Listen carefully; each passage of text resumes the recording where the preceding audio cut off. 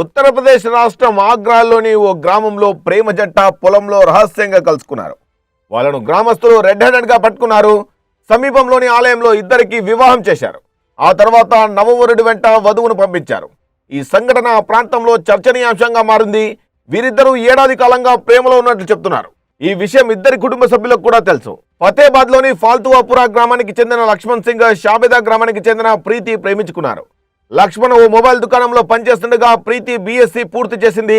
దాదాపు ఏడాది కిందట ప్రీతి తన మొబైల్ డిస్ప్లేను రిపేర్ చేయించడానికి లక్ష్మణ్ దుకాణానికి వెళ్ళింది. ఇక్కడే ఇద్దరి మధ్య సంభాషణ ప్రారంభమైంది. వారి స్నేహం క్రమక్రమంగా ప్రేమగా మారింది. ఇంతలో మంగళవారం ప్రీతి ప్రియుణ్ణి తన గ్రామానికి ఆహ్వానించింది. ప్రీతి ఫోన్ చేయగానే లక్ష్మణ్ ఆమెను కలవడానికి సిద్ధమయ్యాడు. వారిద్దరూ గ్రామం వెలుపల పొలంలో కలవాలని అనుకున్నారు. ఇక వీరిద్దరూ కలుసుకోవడం గ్రామంలోని కొంతమంది చూశారు. ఇద్దరిని రెడ్ హ్యాండెడ్ గా పట్టుకున్నారు.